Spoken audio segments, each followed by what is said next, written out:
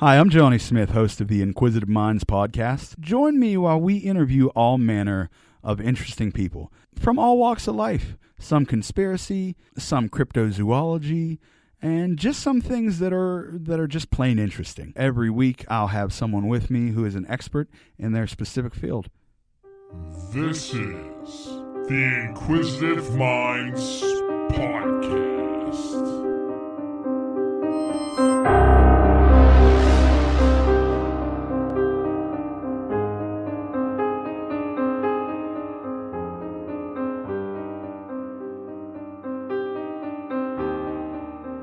Hey, thanks for tuning in to the Inquisitive Minds podcast. I'm your host, Johnny Smith. We have a very interesting episode for you today, but before we get into that, I'd like to give some updates from last week with our guest, Brian Seach, about Beaver Valley Paracon. That's Saturday, October 5th. I just wanted to let you guys know who the guest speakers were that day. We have, first at 10:45, Brian and Terry Seach with Strange Tales of Beaver County. Excuse me. Then at 12, we have Dave and Carrie Rupert and Ryan Cavaline. Forgive me if I say that wrong. Legend Hunters and Film Adventures. At 1:30, we have Patty Wilson, The Difference Between Ghosts and Demons. At 2:45, we have hopefully future guest Fred Saluga speaking about paranormal Bigfoot. And then at 4 o'clock, we have Tony Labergany. I know I screwed that up, and I'm sorry.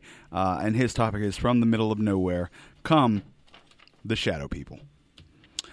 Today, with me, we have a very fascinating guest that I tried as I might to wrap my head around everything he was hitting me with. He had so much information.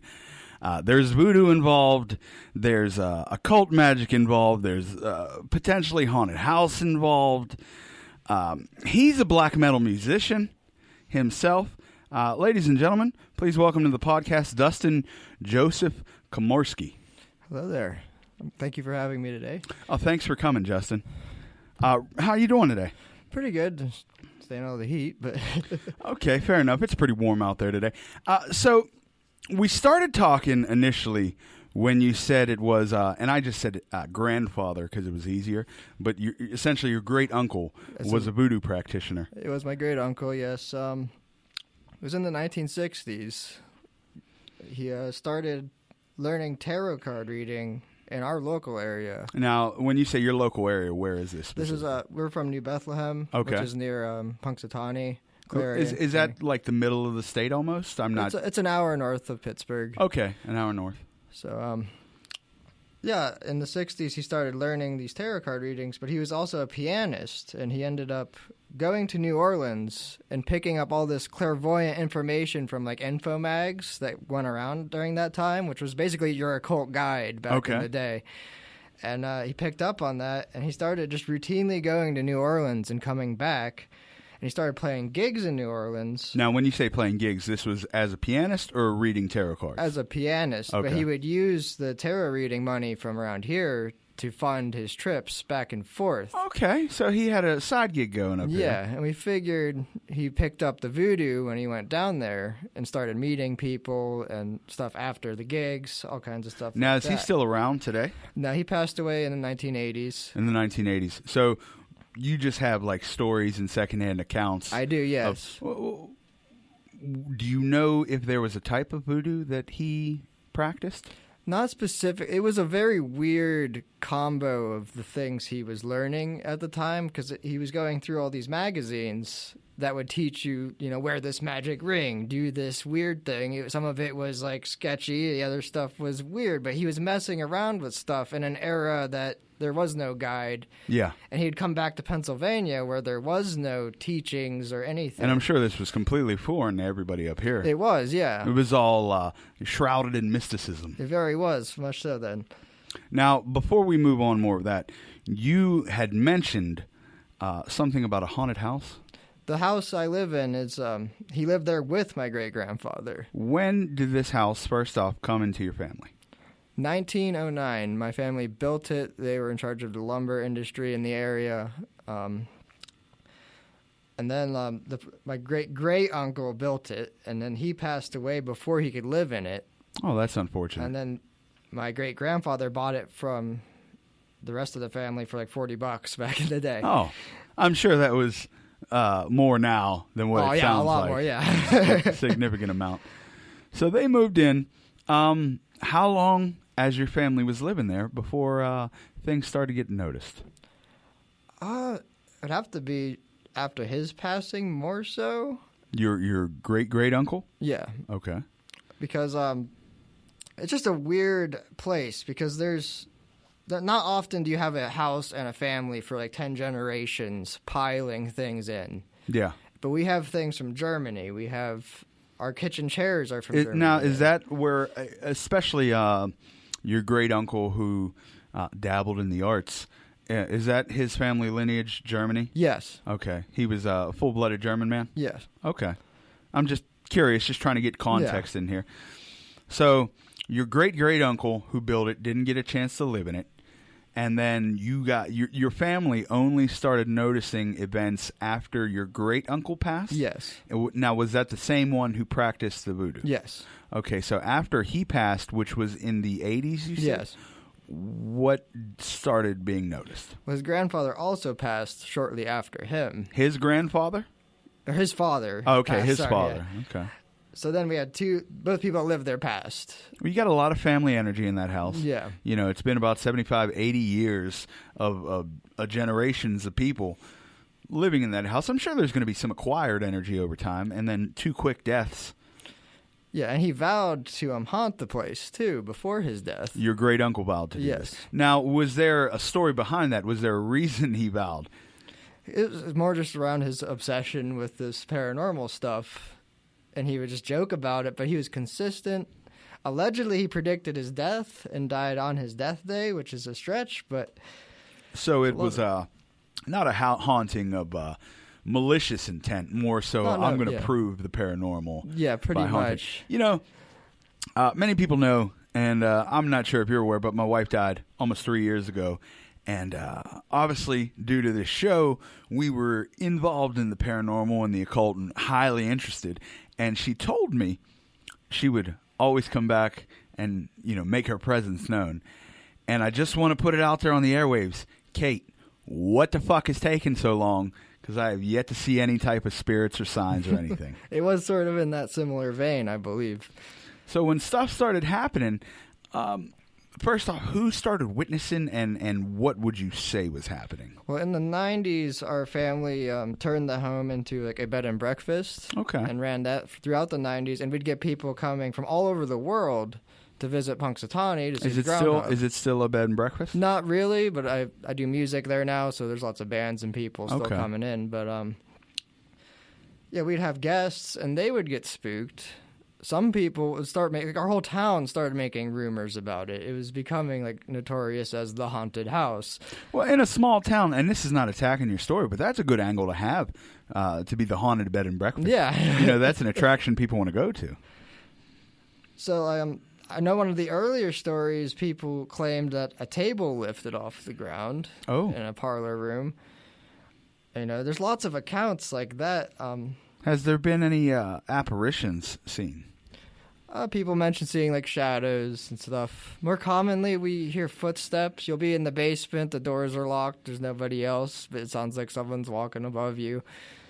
There's all kinds of weird things that occurred. Now, this is such a unique story that I have to jump around. Yeah, go for it. Quite a bit. There's a lot. Let's just start here. You're a black metal musician? Yes. Please go into that a little bit. Tell us about that. It all sort of connects to the story, too. I grew up and I found it when I was like 13. Black metal? Yeah. Okay.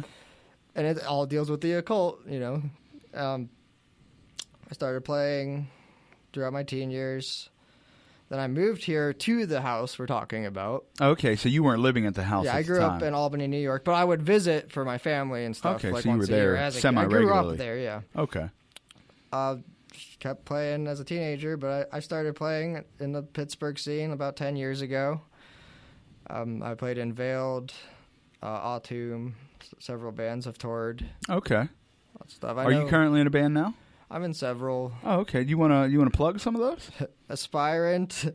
Aspirant? Yes. Okay. Veiled, as I mentioned. That's Veiled? Yes, Veiled. Okay. Those are my two most active. The other projects are still formulating. So. And what do you play an instrument or do you sing? I do instruments. What do you play? Bass and guitar mostly. Bass and guitar. Okay, guys, you get a chance. Check them out. I am completely unfamiliar with black metal music. I have no point of reference. Could you give me an example of what black metal might be for someone who's unfamiliar with the genre? I mean, if you're familiar with death metal, it's similar, but it's not as well produced usually. But nowadays it is. It's very fast and aggressive, occult-themed, sometimes satanic-themed. The closest I've gotten to listen to anything like that would be Welcome to the Jungle. And I imagine that's a very tame song Yes. in comparison to everything else. You do like on-stage rituals. The theatrics are overblown. Okay, you so wear face paint. And so is it like if Chris Angel picked up a guitar? That'd be more goth rock. More goth rock? Okay. Don't mind me. I'm just working through, figuring things out. A lot of screaming, throaty stuff Yeah, in some there? Screaming, throaty stuff. I imagine it's a hell of a show to see. Oh, yeah, it's very theatrical and It's probably a hell of a performance. Now, is that differ away from like the gothic stuff with like goblets and what have things of that imagery? They use that imagery at times. Okay, Yeah. the crucifixes Put and candles, all that, yeah. and, pentagrams. Oh, and yeah, that. pentagrams, all that. They'll take decapitated pig heads and put them on the stage, all kinds of... How old are you now? How long have you been doing this? I'm 27. I started playing when I was 16 and Okay, trying so to you be got some serious, time in. but it took some time to get where I was. Okay, now how does the occult play into your music? Outside of the influences and imagery in black metal. The lyrical content and the way the energy pulls and pushes. When you're doing magic, it's the same concept. It's spoken of like bardic, the bards from old ancient times. I'm unfamiliar with that. Can you? And I don't always know what my listeners know. And if I don't know it, I'm going to ask for some type of clarification. Maybe they don't know it either. So when you say like the old bards, I don't know like what that. A bard was simply a musician that would travel, but they revered musicians as magical people because they could change people's consciousness. Well, music is kind of magical. So it's along those lines. But when you're just playing music, there's energy there, and you play with that energy. And when you're doing black metal, it's like a little extra because you add the legitimate magic symbolism and rituals to it. So that's all connected in that regard. But going back to my great uncle, growing up listening to black metal, it already like taught me like what is voodoo, what is all this occult stuff. So you were somewhat familiar with the terminology. Yeah, the music I listened to essentially geared me up to understand occult things more. Okay. Now, were you raised religious? Not so much, no. My parents were sort of Christian, and then they kind of backed off into a. They kind of backed off. That describes a lot of Christians. Yeah. They're pretty Christian, but under the right circumstances, they'll back off a bit. Here we go, jumping around again. You also mentioned that you are a pagan, a practicing pagan. Yeah. Can you tell us a little about that? Yeah, it's a lot to talk about, but I also do the tarot readings. I do. Oh, you read tarot cards as well. I wish you would have mentioned that because we had a tarot card reader on here before. I think it was episode 2, and we did a live mini reading, and I would have loved another one. Yeah, I've done readings. I've hosted a lot of rituals in Pittsburgh. Now, how old were you when you started reading tarot cards, and how did you get into that? It was about when I was 21. I really kicked the switch. Going back to this whole story, It kind of fueled the fire to get me into this. I'm a very skeptical person with it all, but I enjoy testing it time and time again. I find most people, with not just a broad fascination with mysterious things, but even most people that have a specific thing, whether it be tarot cards or aliens or even religious types, they're very skeptical. And they try to look at it very thoroughly before they come to a conclusion. Now, whether we think it's wacky or not, they usually come from a place of skepticism and trying to learn, and that's why it's so hard to knock people off their stances sometimes. They feel they've done the research, and you know what? If you feel like you've seen something or experienced something, there's no way I'm going to convince you otherwise. Exactly, yeah. Whenever it's real to you, it's still real in some place. Reality is just through perception. Exactly, really. I agree. You know, the world is a beehive that's constantly buzzing, but we all live in our little bubbles, no matter how disconnected they be. You know, just because it's a bubble doesn't mean it's disconnected completely, but we all have our cycles that we go through. Humans are creatures of habit. You know, we go through our patterns, we wake up, eat, go to sleep. I wish it were more complex than that, but those hours you wake up, you know, you gotta squeeze in as much as you can. But tell us about paganism. I'm sorry to be on my soapbox there for a bit. Paganism can it could be a plethora of various religions and belief systems, but for some reason they all come together in modern times as a neo-pagan movement, and there's a huge scene in Pittsburgh and the area here. I've come across quite a few people that have identified themselves as pagan, or even, and no disrespect if this is completely separate, but Wiccan. Yeah, they're included. And it almost feels like like a more natural spiritualness, you know, with the earth. And I've come across a lot of people.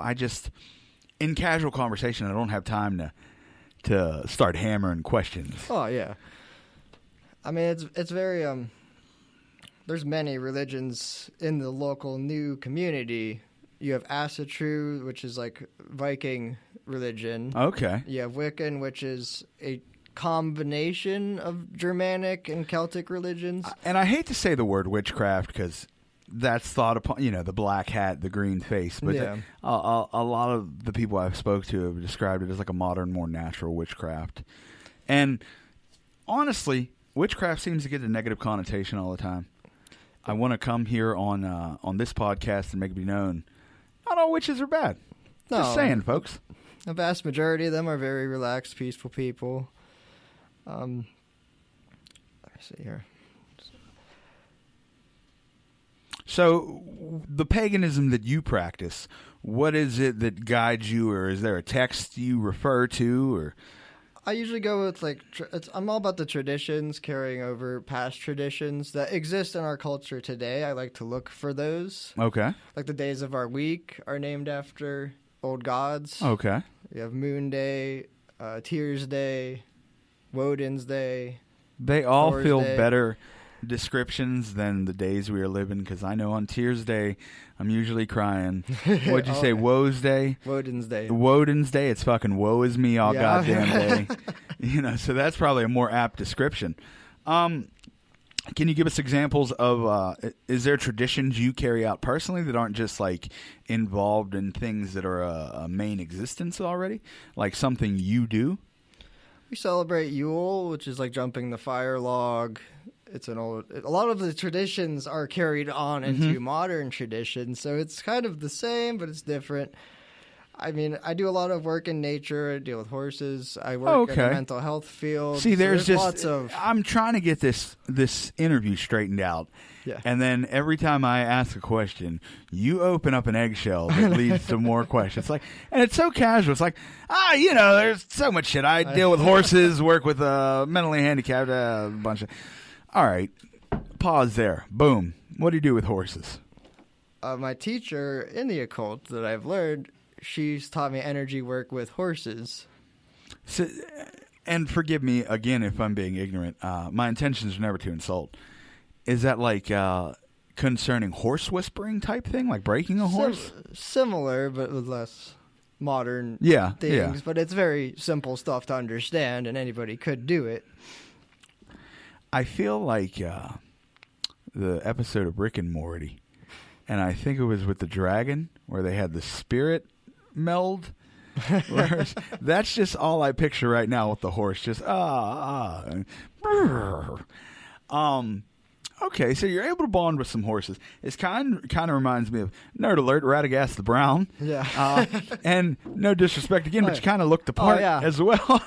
My girlfriend says I'm a crazy wizard all the time. So your belief in paganism and your music career have become intertwined. Yes. Can you elaborate on that, please?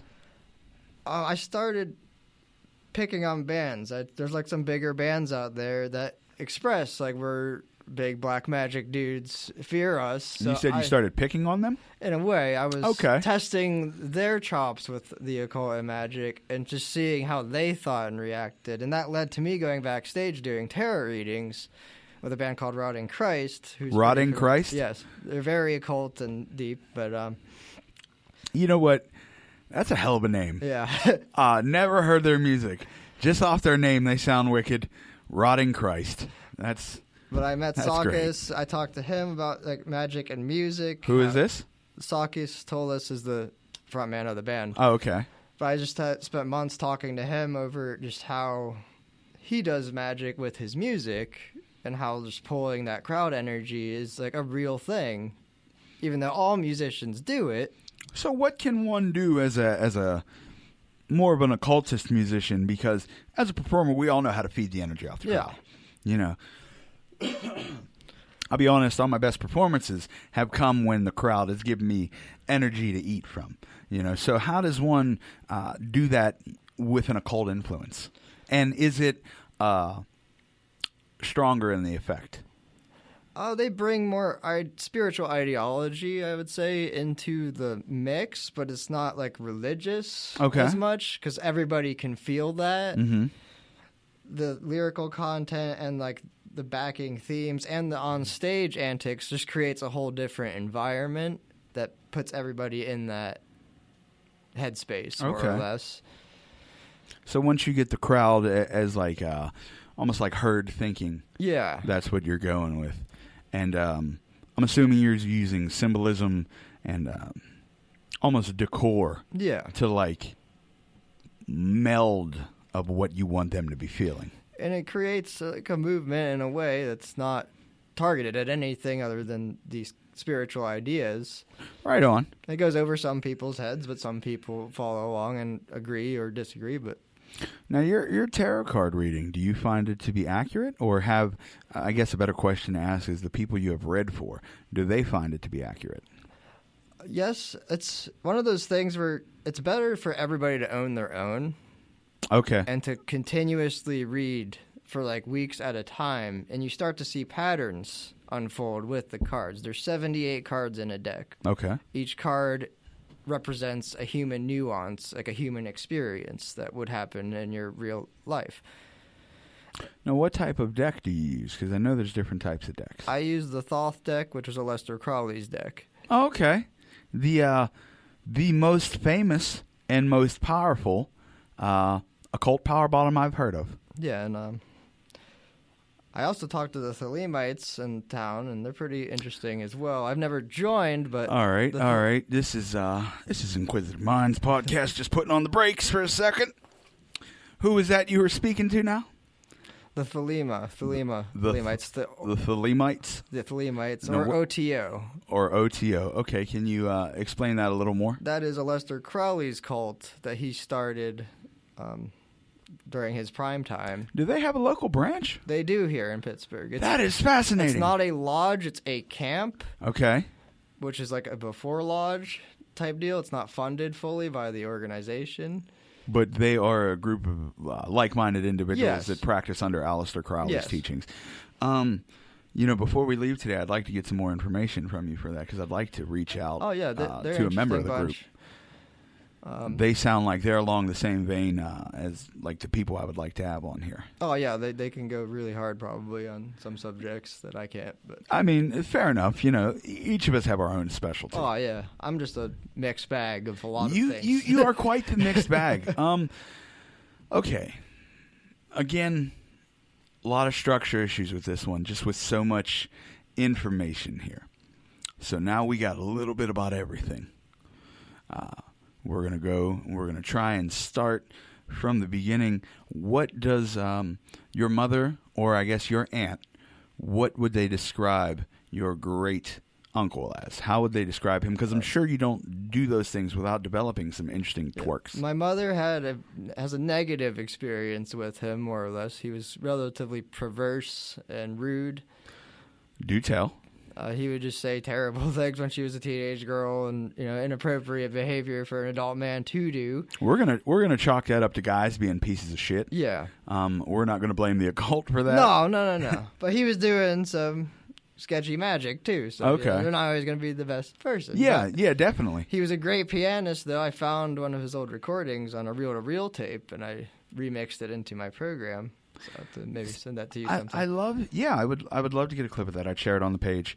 I always find it fascinating when people tell me about their family members that have done great things or were good at something, because as far as I know, I went through my line of family and nobody stands out as being anything fascinating. Yeah.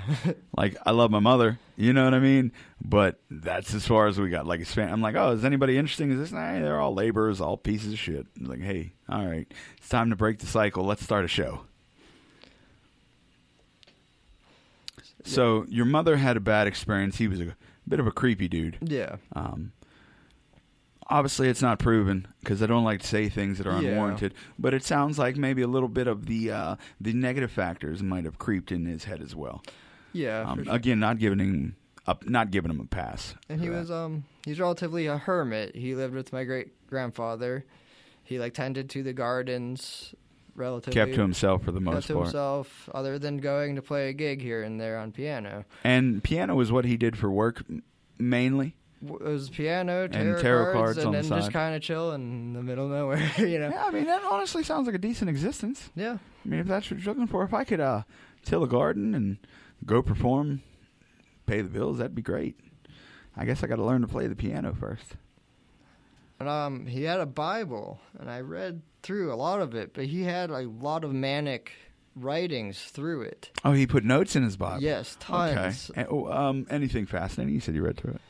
It was just a lot. But he left an Easter egg that he cut out, and he said, I'm sorry for something. I am moving on to my transcendental something. It was really hard cursive to translate. So he had a whole afterlife plan. It seemed to be that. He was just crossing the T's and dotting the I's, saying, "Look here, guys, I'm moving on.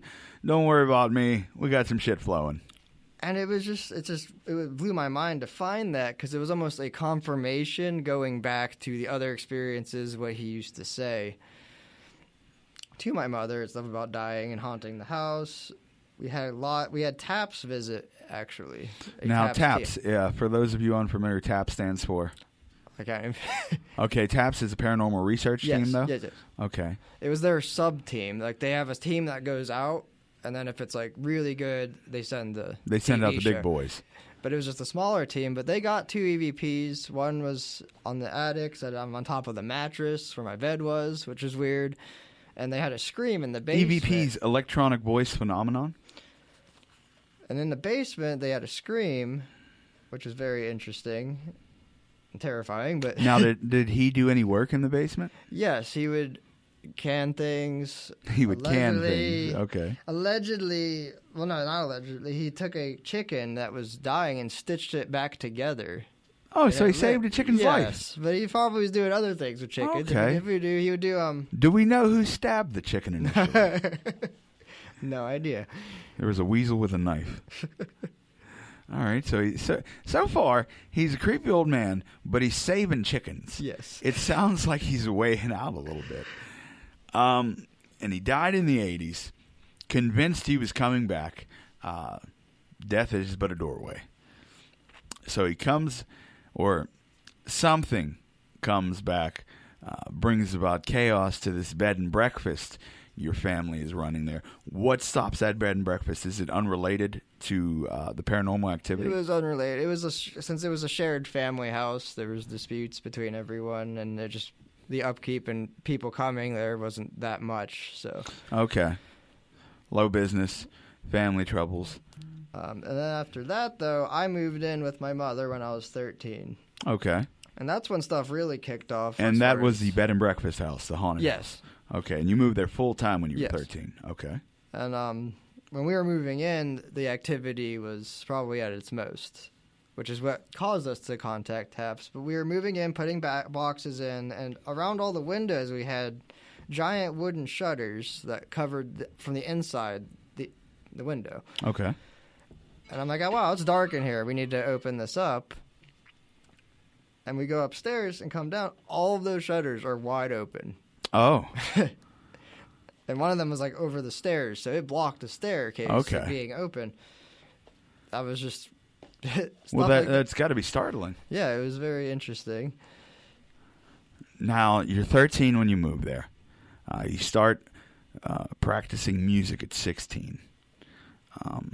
When is it apparent to you, though, that not just things are happening, that there is some type of presence or force here, or there's some type of presence or force I can use to help me with what I'm pursuing? Probably when I was 16, I would take his piano and I'd make a song by just like messing with the piano, putting it in reverse, and doing stuff like that. But since I was a kid, I would do weird things. I would be like, "Why isn't there a railing here, Mom?" And I was like 3 or 4 or 5, whatever. And there used to be a railing on the stair set, but there wasn't one there then. Okay. So as like a small child, children that end up there are like tripping out, grabbing things that weren't there before and putting them back to where they used to be. Okay. Some like so even like old memories. Yeah, like stuff like that. Like repressed memories or memories from a different time. You know, they say reincarnation is real, and that oftentimes children will have memories of their past life, but it is either forgotten as they get older. It is forgotten as they get older, not either, because a lot of times it is looked down upon from a parent standpoint. Like they'll tell them, stop it, don't talk about that. They'll stifle what they're having as memories. And there's been many accounts, famous accounts of children describing things that they have no possible way of knowing from people that have already died. Have you ever thought about that?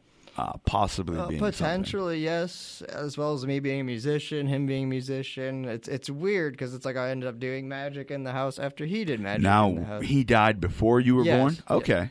How long before you were born? About 10 years or so. Okay, so there was enough time for I don't know how it works. Yeah. Him to get all the paperwork and red tape cut through to come back. I understand from the movie Beetlejuice, if we're to believe that, the waiting line is terribly long. But, okay, so you started magic at 16. When you say you go on the road and tour, do you have any situations where something may follow you or you've experienced something paranormal on the road? Not my music experience, though. It's happened before when things seem to be more heightened, or maybe I was just more sensitive to things then. It's definitely weaned off in the last 5 years or so, but you just feel like that heavy air. Okay. Like you cut it with a butter knife, and it's not humidity, you know? Now, have you gone or spoken to any people that are psychics or mediums or clairvoyants? Yes, I have a teacher named Sharon, and I reached out for somebody to get advice for all when of you these say problems. Teacher, that's in reference to? She just showed me a lot. Okay, she gave me Crowley books. Okay. She's the one with the horses. She's guided me into finding sanity over just a general mentor type. Yeah. Okay. And she was just like a witch out in the woods in an awesome little cabin, and it was quite an extension of the experience. It was a very weird time. This was 2014. Okay. Which may have also been when my frontal lobes were developing. Okay. And that's really weird to say, but that's the part of the brain that connects all these things. And I was going connecting all these weird occult things.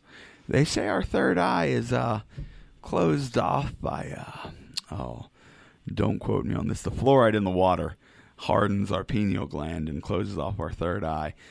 Just a conspiracy. I've also heard the conspiracy that we actually came here from Mars, and when we initially came here, we were telepathic or psychic. Our third eye was kicking strong, but over time and over poor decisions, we lost that ability, and now we're just going in a cycle of relearning it.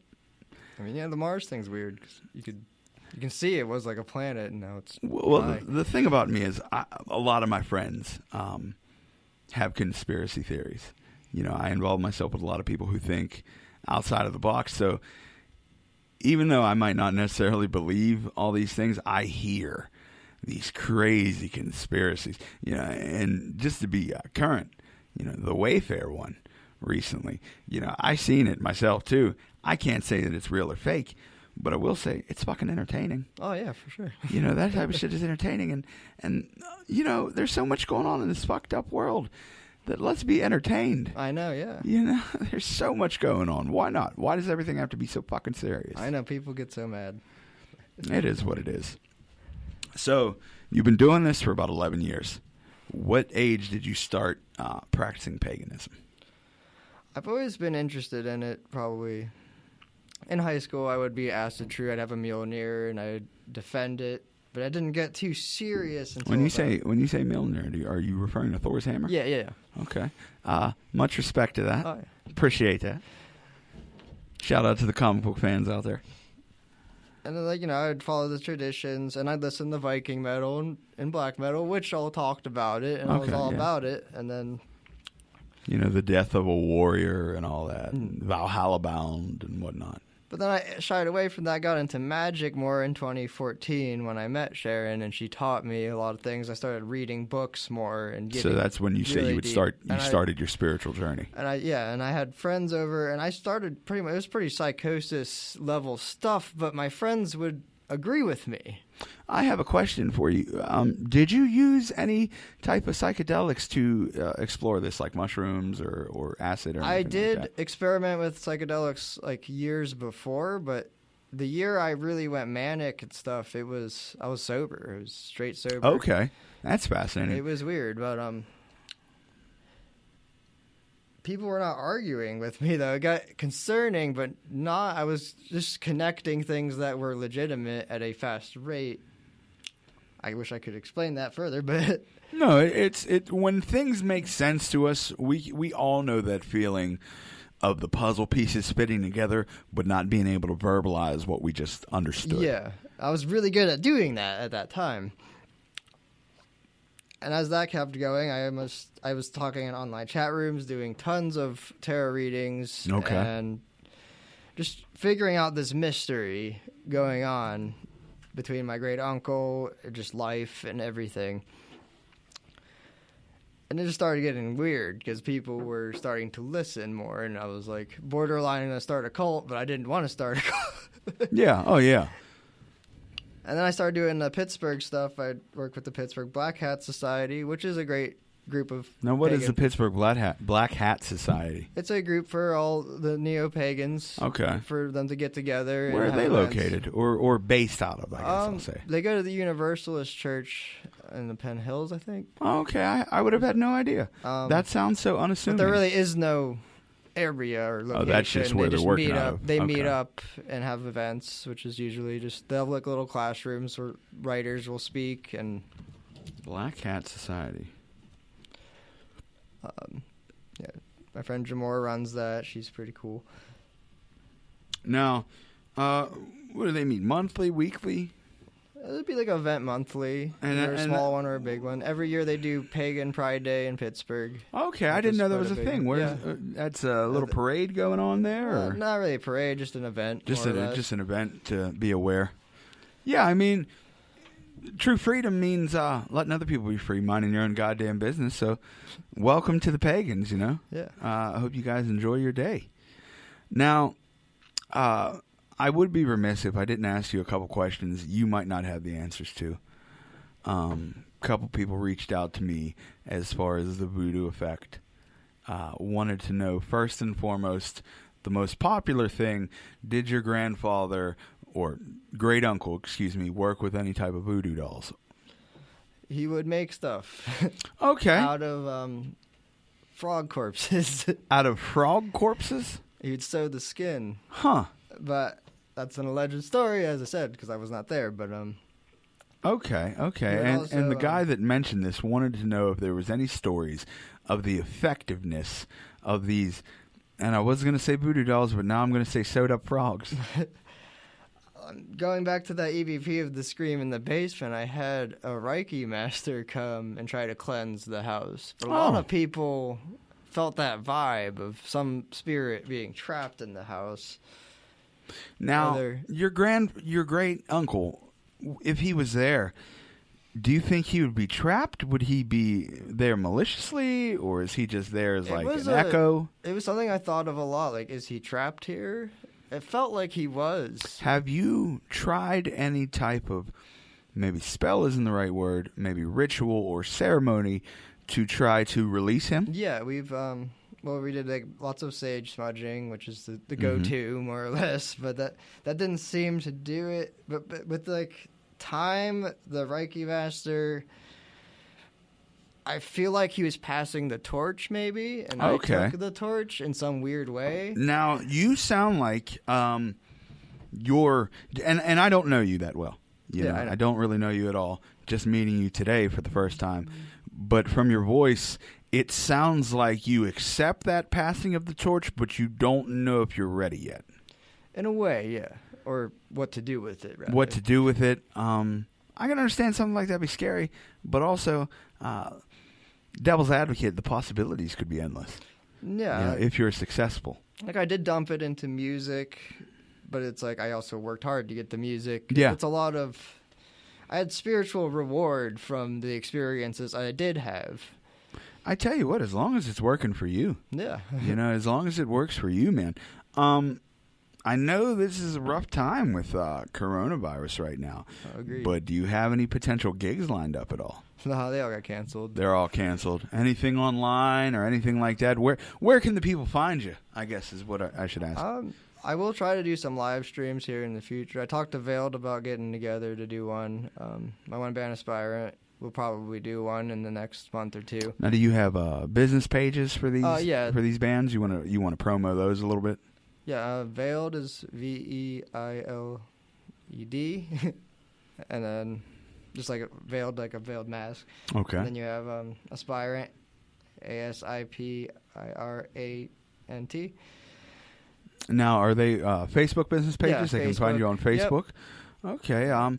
Before we sign out here, anything else you'd like to tell the people? I'd like to thank you for bringing what I thought is a very fascinating story. It had elements of everything. It was quite the grab bag full of paranormal. I wish I could get in more detail, but it's hard. No, it's understandable, and that's what we're going through. We're talking to people at your level of comfort. Yeah. Any guest that potentially wants to come on in the future, I want you to know we're going to ask questions, but we're not here to look down upon you, and we will only ask what you feel comfortable answering, from your perspective. Like I said earlier in the show, if you've experienced it, I can't tell you that you didn't. That's the fascinating thing. A lot of people are looked upon as coots and crazy and what have you, but if you saw something, and that's your cross to bear for life now.